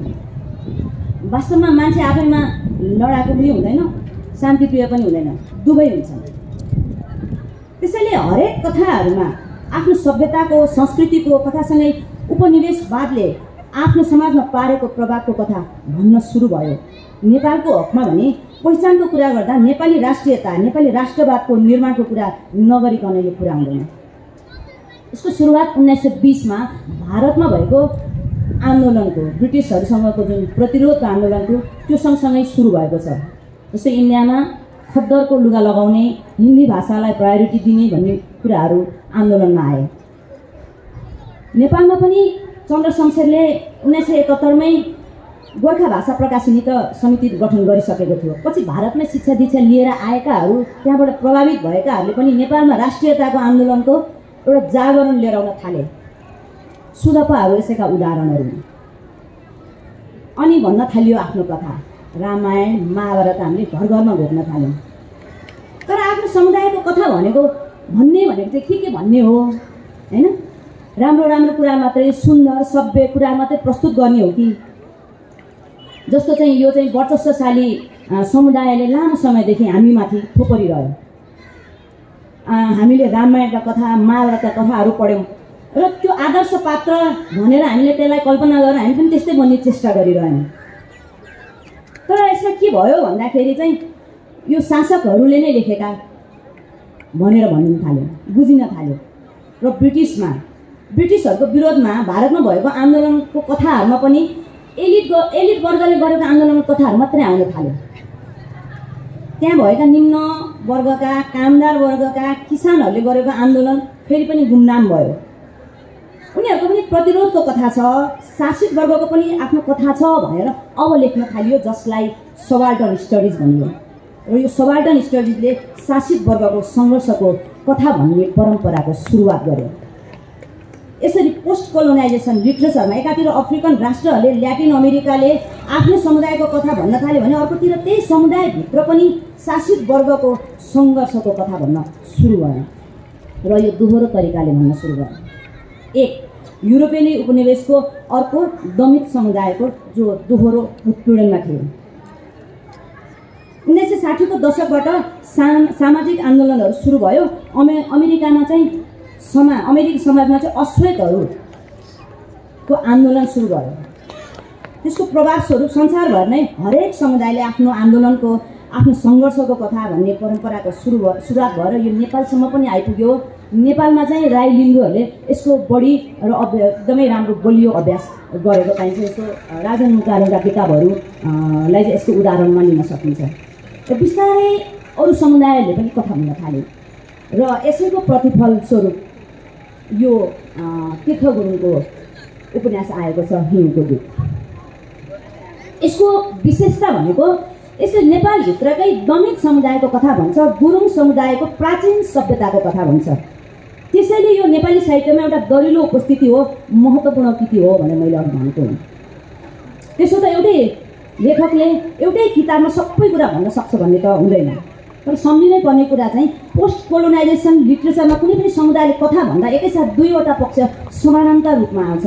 एउटा उपनिवेशीकरणको प्रभाव, अर्को आफैभित्रको शासकहरूको वर्चस्वको कथा। यो हिउँको गीत उपन्यासमा पनि जब शान्तसँग भएको खोलामा बन्दुक भित्रिन्छ तब त्यहाँ अशान्ति, षड्यन्त्र र द्वन्द्व सुरु हुन्छ। सँगसँगै नेपालबाट गएको भनेको अलिदेवले दुर्गा पूजा गरेर दसैँ मनाउन थालेपछि त्यहाँ अनिष्टहरू भएको कथाहरू भन्न थाल्छ। यसरी उपनिवेश र शासकहरूको वर्चस्व समानान्तर रूपमा चाहिँ यो उपन्यासमा आउँछ। यसले नै कथालाई गति दिन्छ।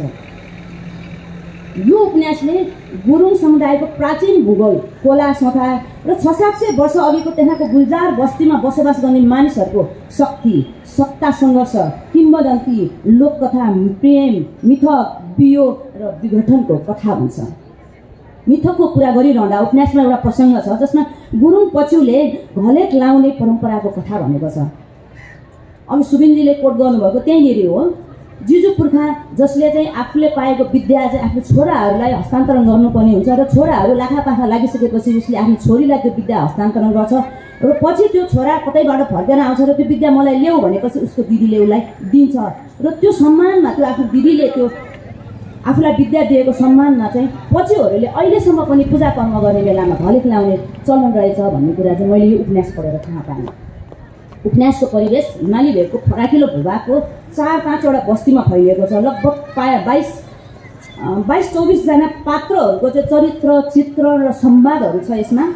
प्राचीन गुरुङ सभ्यताको कथा भन्न यो उपन्यासमा चाहिँ मल्टिपल हिरोजहरूको चरित्र चित्रण गरिएकोबाट यो एकजनाको मात्रै होइन, यो बहुनायकहरूको कथा हो भन्न सकिन्छ। उपन्यासमा अधिकांश पात्रहरू वियोग र आफ्ना कर्महरूको फल भोग्न अभिशप्त छन्।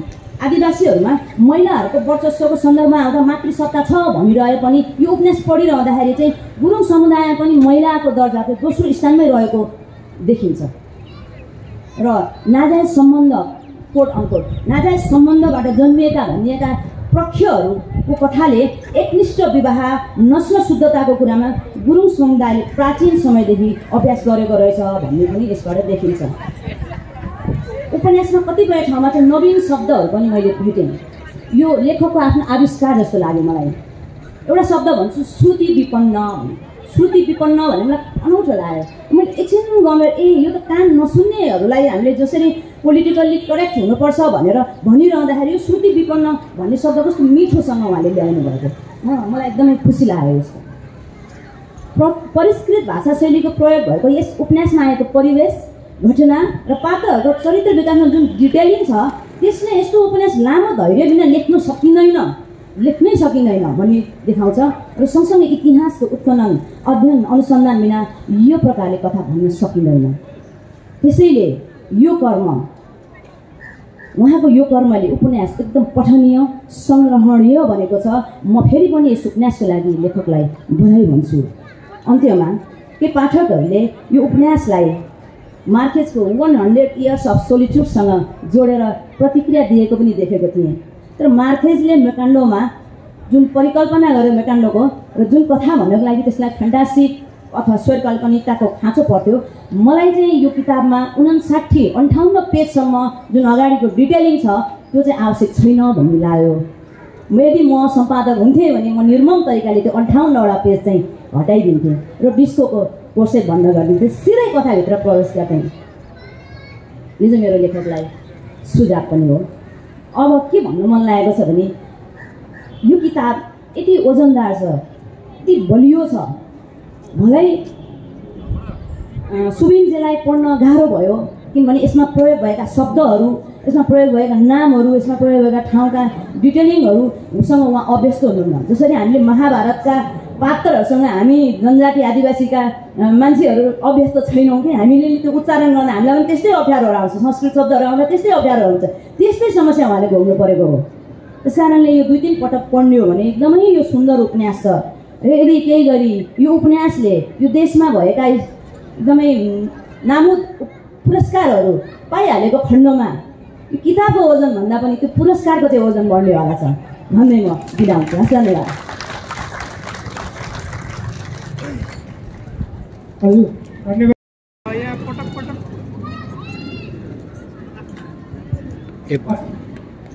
पटक पटक मार्केसको कुरा आयो होइन। मार्केसको किताबमा चाहिँ मार्केस आफैले त्यो फ्यामिली ट्री दिएर पाठकलाई सजिलो दिएका थिए। तीर्थ राईले चाहिँ पाठकहरूलाई अलिकति मेहनत गर्नुपर्छ है भनेर छोडिदिनु भएको छ।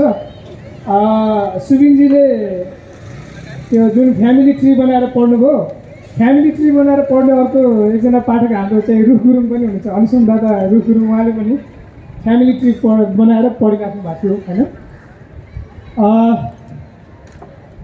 यो उपन्यास पढ्दै गर्दाखेरि चाहिँ मलाई पाठकको रूपमा मैले धेरै पटक हाम्रो सुरेश दाई भर्खर यता बाहिर जानुभयो, सुरेश ढकाल दाईले सम्झेँ, हाम्रो भोगिराज चामलिङ सरलाई पनि सम्झिरहेको थिएँ होइन, डाक्टर टेक गुरुङ दाईलाई सम्झिरहेको थिएँ। किनभने बिनाजीको अहिलेको टिप्पणी सुन्दै गर्दाखेरि चाहिँ तपाईँहरूले पनि अनुमान लगाउनु भयो होला नपढ्नु भएको साथीहरूले कि यसमा इतिहासको कुरा छ होइन, गुरुङ संस्कृतिको कुरा छ अनि मानव शास्त्रको कुरा छ। मैले जसलाई सम्झेँ भनेर भने होइन, उहाँहरूले मानव शास्त्रीय कोणबाट भन्न सक्नु होला। यो पुस्तक चाहिँ खास गरी मानव शास्त्रीहरूले अझ डिटेलमा यसलाई टेक्स्टको रूपमा चाहिँ अध्ययन गर्दा अझ गजब हुन्छ होला जस्तो लाग्यो। तर हाम्रो डाक्टर गणेश गुरुङ सर चाहिँ समाजशास्त्री हो, तर उहाँले पढ्दाखेरि चाहिँ मेरो विचारमा समाजशास्त्र र मानव शास्त्रको विभाग चाहिँ एउटै थियो होला। त्यस कारणले उहाँले मानव शास्त्रीय प्लस समाजशास्त्रीय कोणबाट यो पुस्तकलाई बोल्नुहुन्छ भन्ने अपेक्षा गर्दै उहाँलाई माइकमा आमन्त्रण गर्दछु।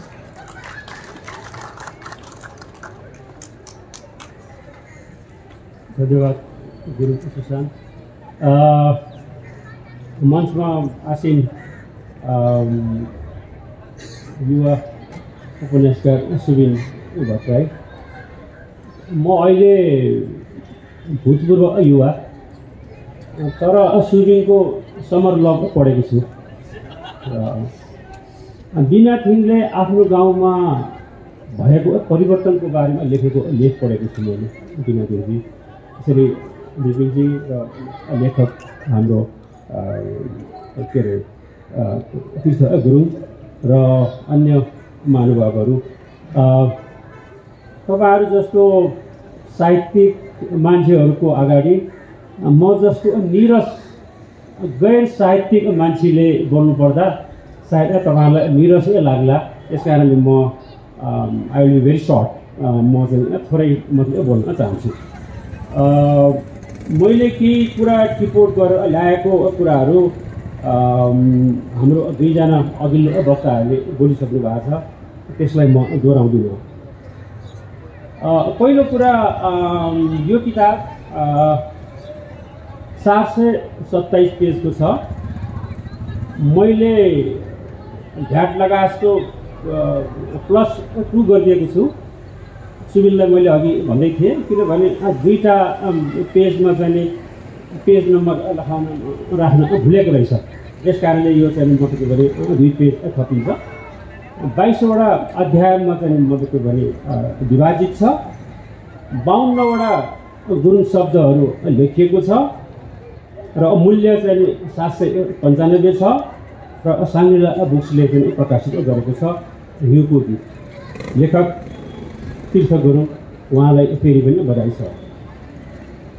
म थोरैमा भन्न चाहन्छु किनभने हामी विकासी प्रोजेक्टमा काम गर्ने रिसर्चमा काम गर्नेहरूले कसैले आफ्नो भन्नुपर्ने कुराभन्दा अलिक बाहिर गएर बोल्न थाल्यो भने तल दर्शक दिगबाट किस भनेर भन्छन्। किस भन्यो KISS, keep it short and sweet भन्यो। तपाईँहरूले किस नभन्दै म सक्न चाहन्छु।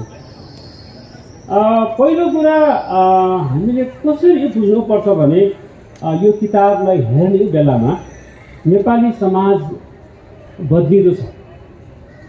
नेपाली समाज एउटा रफ्तारमा बदलेको छ। नेपाली समाजले परिवर्तन चाँडै स्वीकारेको छ।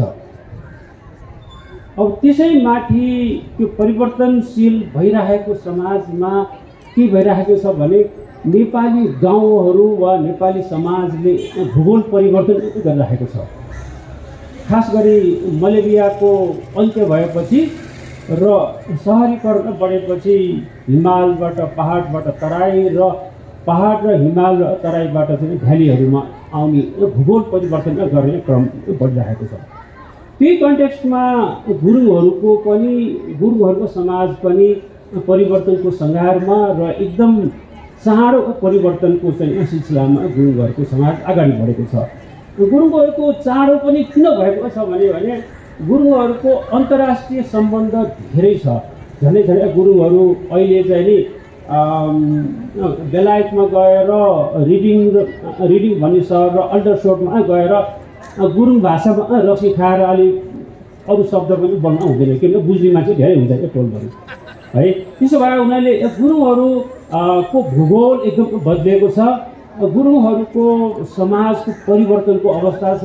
त्यसले गर्दाखेरि गुरुङहरूको समाजमा भएको पहिलाको इतिहास, रीतिथिति र त्यहाँको चालचलनहरू, त्यहाँको परम्पराहरू, त्यहाँको ज्ञानहरू हराउँदै गएको छ। र मूलतः गुरुङहरू पठन लेखनमा चाहिँ अलिक पछाडि परेको वर्ग हो। त्यसकारणले गुरुङहरूको समाजमा धेरै लेख्नुपर्ने कथाहरू छ, लेख्नुपर्ने व्याख्याहरू छ। त्यसकारणले पनि तीर्थ गुरुङको यो पुस्तक उपयोगी छ। तीर्थ गुरुङले एउटा पाटोबाट यसलाई चाहिँ गुरुङ समाज केलाएको छ। तीर्थ गुरुङ योभन्दा पहिला पनि एउटा पुस्तक चाहिँ पाठशाला पुस्तक लेख्दाखेरि गुरुङहरूको तमु वर्ष पुस्तक छानिएको चाहिँ पुस्तक आपाको सरी उहाँ पनि मेम्बर हुनुहुन्छ, त्यही भएर उहाँलाई थाहा छ। रुख पनि मेम्बर छ, टेक पनि मेम्बर छ। त्यस कारणले मूलतः नेपाली समाजमा कथा भनेको जित्नेहरूको हो, हार्नेहरूको कथा लेखिँदैन।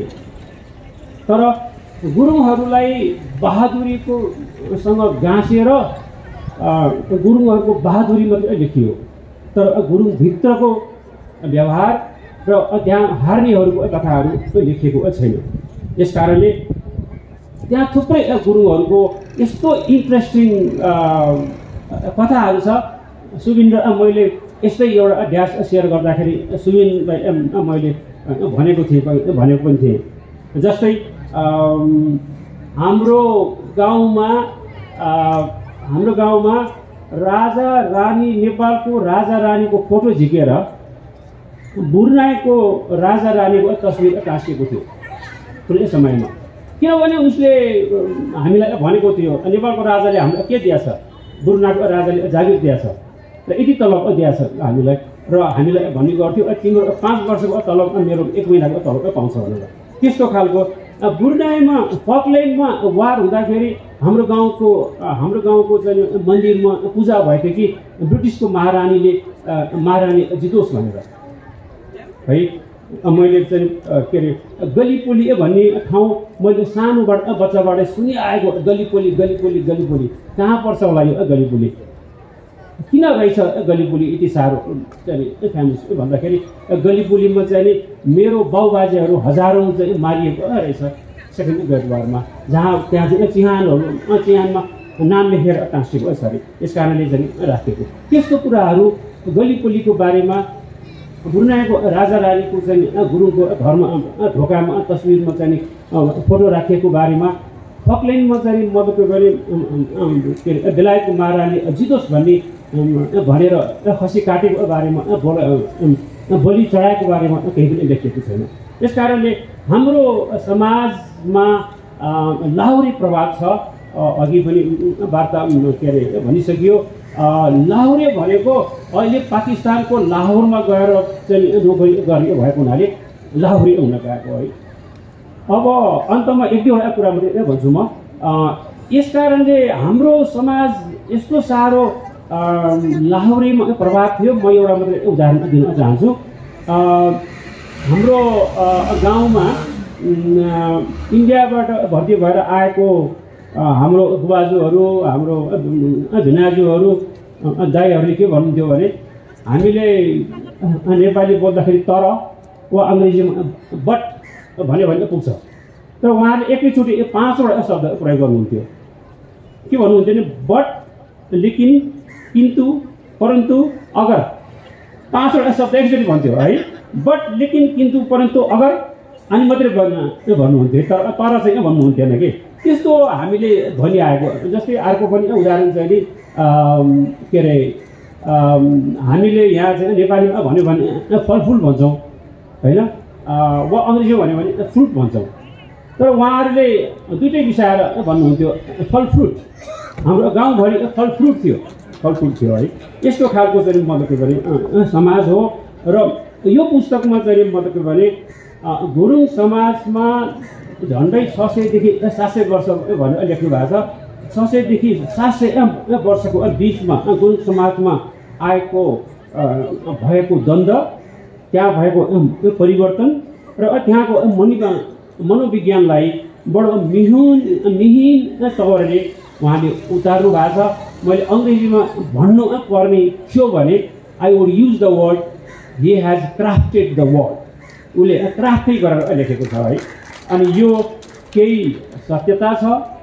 मैले त एउटा कुरा त उसले सत्य के अरे लेखक तीर्थ गुरुङले सत्य कुरै लेखिदिएछ, किन लेख्यो होला सत्य कुरा भनेर भनेर पछि उसले कल्पनामा ढालिदिएर रहेछ।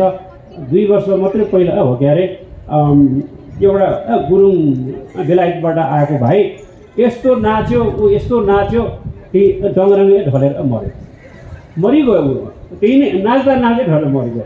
त्यो चाहिँ तीर्थले यहाँ चाहिँ उतार्नु भएको छ। म किन लेख्थेँ त्यो मान्छेको नाम पनि लेख्थेँ कि भनेर डराएको थिएँ होइन रहेछ। यस कारणले यो किताबमा हिउँको गीतमा केही सत्यता, केही कल्पना र केही मनोविज्ञानमा चाहिँ आधारित भएर उहाँले लेख्नु भएको छ। अन्तमा यो किताबको अन्त मेरो कुराको अन्त्य र किताबको अन्त्य पनि चिउली भन्ने गाउँमा गुरुङहरू बसाइँ सरेर समाप्त हुन्छ यो कथा। चिउली भनेको है सुबिन भट्टराईले भन्नुभएको जस्तै अहिलेको तपाईँहरूको भाषामा सिक्लिस गाउँलाई चिउली भन्छ, तर हामीहरू गुरुङहरूले चाहिँ मतलब के भने चिउली गाउँ भन्छ। तपाईँहरूले सिक्लिस पुगेर तपाईँहरूको चाहिँ पढ्ने कुरा सकिन्छ है। मैले यो किताब एकदम पठनीय छ र मैले यो 429 पेज पढेर एकदम स्वाद लिएँ। तपाईँहरूलाई पनि पढ्न अनुरोध गर्छु र तपाईँहरूले पढ्नुभयो भने एउटा कुरा चाहिँ बम्पर उपहार पाउनुहुन्छ। त्यो हो 52वटा गुरुङ शब्द तपाईँहरूले फ्रीमा चाहिँ मतलब के भने कोचिङ क्लास पाउनुहुन्छ। धन्यवाद।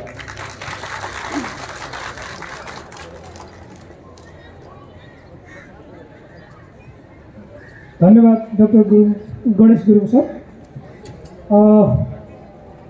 हामी अब अन्तिममा छौँ। म साहित्यको विद्यार्थी धेरै साथीहरूलाई थाहा छ, तर पछिल्लो समयमा चाहिँ म यो अलि सांस्कृतिक इतिहासतिर रुचि कसो लागिरहेको हुनाले मलाई एउटा अभाव चाहिँ खड्किराखेको थियो। जस्तो आदिवासी जनजाति समुदायको संस्कृति इतिहासको बारेमा पढ्दै गर्दाखेरि गुरुङ समुदायको बारेमा थोरै कसैले अलिअलि यसो प्रसङ्गवश ल्याएको छ, एक दुईवटा छ, तर गैर गुरुङहरूले बढी लेखिरहेको। तर गुरुङहरूको चाहिँ किन आएन होला भन्ने मलाई एकदमै त्यो मनमा एकदमै त्यो पीडा जस्तो हुन्थ्यो। तर यो पुस्तक हिउँको गीत आइसके पछाडि चाहिँ मैले ठुलो सन्तोषको सास फेरेको छु कि मैले एकदमै पठनीय पुस्तक पाएको छु, जसलाई मेरो समुदायमाथि कसैले अध्ययन गर्न चाहन्छ भने साहित्यिक ढङ्गले कोर इतिहासको कोर कल्चरको पाठक नभए पनि मुख्य रूपमा गुरुङहरूको इतिहास के रहेछ भनेर मोटामोटी बुझ्ने हो भने एउटा यो चाहिँ गतिलो टेक्स्ट हुनसक्छ भन्ने मैले सिफारिस गर्न सक्छु। त्यो कुरामा चाहिँ म ढुक्क छु होइन। त्यस कारणले म चाहिँ यो बारेमा एकदमै खुसी भएको छु। अब तीर्थ दाइले चाहिँ के भन्नुभएको छ भने यसमा मैले एउटा प्रयास गरेको छु, तर यो समाजलाई इन्द्रधनुषी बनाउने हो भने अरू धेरै साथीहरूले लेख्नुपर्छ, गुरुङहरूले नै गुरुङको बारेमा लेख्नुपर्छ भन्ने उहाँले आजको हिमाल खबरमा एउटा अन्तर्वार्ता दिनुभएको छ। बिहान निस्कनेबाट मैले पढेर आएको थिएँ। अब अहिलेको यो बिथोलिएको वातावरणमा चाहिँ के छ भने राजतन्त्रको बारेमा कुरा उठिरहेको छ होइन, जो चाहिँ फेज आउट भइसक्यो भनेको बारेमा फेरि कुरा उठिरहेको छ। लोकतान्त्रिक गणतन्त्र भन्ने व्यवस्थामाथि पनि प्रश्नहरू उठिरहेको छ। विभिन्न तन्त्रहरूमाथि प्रश्न उठिरहेको बेलामा चाहिँ यो हिउँको गीतलाई साक्षी राखेर मलाई चाहिँ के लाग्छ भने पाठकहरूले चाहिँ हामीलाई फेरि तीर्थतन्त्र चाहियो भन्छन् कि भन्ने मलाई त्यस्तो लागिरहेछ। अब तीर्थलाई एकदमै अन्तर्मुखी स्वभावको हुनुहुन्छ होइन, उहाँले निकै उहाँको आफ्नो बुझाइमा पनि निकै ढिलो गरी मैले खास गरी लेखनमा चाहिँ निकै ढिलो गरी औपचारिक रूपमा मैले प्रवेश गरेँ। उहाँको जीवनका होइन अप्ठ्याराहरू हामीलाई अलिअलि थाहा छ। अब धेरै त हाम्रो चाहिँ कवि भुपिनज्यूलाई थाहा छ होइन, हामीलाई अलिअलि थाहा छ भाइ पुस्ता भनेको नाताले। अनि उहाँ स्वास्थ्य समस्यासँग पनि जुधिराख्नु भएको छ। त्यसले गर्दाखेरि चाहिँ उहाँको व्यक्तित्व पनि हाम्रो लागि चाहिँ के अरे एज अ राइटर उहाँ चाहिँ हाम्रो एकदम अनुकरणीय व्यक्तित्व हो भन्ने लाग्छ। किनभने हामी सामान्य ज्वरो आउँदा होइन, सामान्य के अरे टाउको दुख्दाखेरि हामी एकदमै आफूलाई मात्र होइन परिवारलाई नै दुःख दिएर हामी ठलेर बस्छौँ। तर तीर्थराई चाहिँ निरन्तर आफ्नो स्वास्थ्य समस्यासँग जुझेर लडिराख्नु भएको छ होइन। उहाँको बिहानको अन्तर्वार्तामा के भन्नुभएको छ उहाँले भने जीवन निर्मम छ होइन, जीवन निर्मम छ तैपनि योसँग जुझ्नुपर्छ। यो एकदमै के अरे हेर्दाखेरि सामान्य कुरा जस्तो लाग्छ, तर यो उहाँको भोगाइबाट निचोरिएर आएको एउटा आप्त वाक्य जस्तो लाग्छ मलाई। एउटा हाम्रो जीवनको दर्शन पनि हुनसक्छ। त्यस कारणले यो कुरा भन्दै म यहाँ प्रकाशक साथीहरूको एउटा सूचना आएको छ, म त्यो चाहिँ यहाँ पढेर सुनाउन चाहन्छु।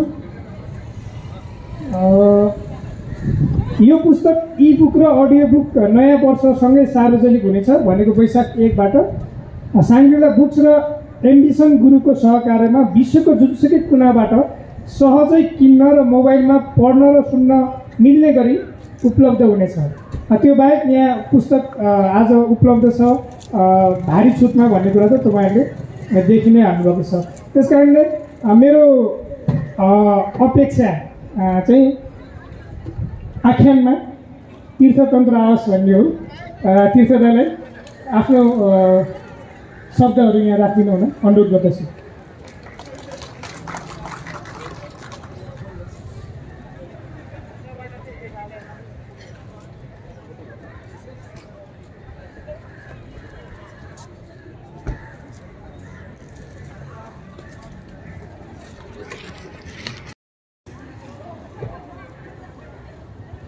यहाँहरू सबैलाई नमस्कार। अनि सुरुमै सबैलाई म धन्यवाद दिन चाहन्छु। म यो बोल्ने बेलामा तलमाथि हुन्छ कि भनेर मैले सानो यो पेज मात्रै 220 शब्दको लेखेर ल्याएको छु, त्यही पढ्छु। यो केही असहज समयमा पनि मलाई माया गर्दै कार्यक्रममा उपस्थित हुनु भएर यसलाई साँचो अर्थमा गरिमामय बनाइदिनु हुने तपाईँ सम्पूर्णलाई हृदयदेखि नै धन्यवाद दिन्छु। तपाईँहरू सबै विशिष्ट हुनुहुन्छ। तर मैले त्यो क्रम भङ्ग गर्दै अथवा कुनै क्रम बिना कसैलाई सम्बोधन नगरिन यो भने यो मेरो लागि धेरै महत्त्वपूर्ण भएको छ। यथार्थमा यो मेरो विशेष दिन भइदिएको छ। हिउँको गीतबारे आदरणीय वक्ताहरूले धेरै भनिसक्नु भएको छ, त्यसैले यसबारे थप बोल्नु आवश्यक नहोला। मैले भन्न खोजेका कुराहरू किताबमा नै भेट्नुहुनेछ, त्यसैले तपाईँहरूले बरु किताब नै पढ्नुहोस्। त्यसपछि लागेको कुरा भन्नुहोस्। सकारात्मक र नकारात्मक दुईटै सहर्ष स्वीकार्नेछु। मलाई थाहा छ तपाईँहरूलाई मेरो धन्यवाद शब्दले मात्र पुग्दैन। त्यसकारण म हाम्रो पज्यूहरूले पढ्ने, पज्यूहरूले अरूलाई आशीर्वाद दिने बेलामा जुन भन्छन् त्यसलाई म एउटा के अरे शुभकामनाको रूपमा, प्रार्थनाको रूपमा यहाँ तपाईँहरूलाई त्यसको ठ्याक्कै त्यस्तै होइन, त्यस्तो केही आशय राखेर म प्रार्थना गर्छु। तपाईँका आँखाले सुन्दर सुन्दर कुरा मात्र देखुन्, तपाईँका कानले पवित्र कुरा मात्र सुनुन् र सुनुन् शान्त सङ्गीत। तपाईँको मुखले कसैको चित्त नदुखोस्, तपाईँका वचनले कसैको जीवनमा सकारात्मक परिवर्तन ल्याओस्। तपाईँका पाइलाहरू सत्मार्गमा मात्र लम्क्यौन्, त्यतिखेर कतै ठेस नलागोस्। तपाईँको हातले माटो छुँदा सुन फलोस्, ढुङ्गा छुँदा ती सम्पत्ति बनुन्। तपाईँका निधारमा टीका भइरहोस्, तपाईँका शिरमा मान्यजनको आशीर्वाद नटुटोस्। कसैसितको तपाईँको साझेदारी मिल्ने हलगोरुको जस्तै रहोस्, मनोमालिन्य नरहोस्। तपाईँका सपनाहरू ताराहरू जस्तै झलमल्ल देखिउन्। तपाईँको जीवन जुन जस्तै चहकिलो र सूर्य जस्तै उज्यालो होस् र रहोस् फुल जस्तै सुन्दर। तपाईँको आँच हिमालभन्दा अग्लो होस्, तपाईँको स्वास्थ्य कञ्चन पानी जस्तै स्वच्छ होस् र रहोस् नदीभन्दा लामो होस्, नदीभन्दा लामो होस् तपाईँको आयु। धन्यवाद।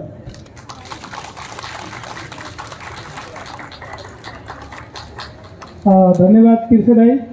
हामी कार्यक्रमको अन्त्यमा छौँ, पुरै अन्त्यमा छौँ। तपाईँहरू यस्तो कठिन मानसिकताको बिचमा पनि आउनुभयो, धैर्यपूर्वक सुनिदिनु भयो। तपाईँहरू सबैलाई धन्यवाद। अनि तीर्थ दाईले यस्तो राम्रो गजबको किताब ल्याउनु भयो। तीर्थ दाईलाई बधाई दिँदै सम्पूर्ण दर्शक श्रोताहरूमा उहाँलाई तालीले बधाई दिनु भनेर हार्दिक अनुरोध गर्दछु। कार्यक्रम यही सकिन्छ। हस्, थ्याङ्क यू।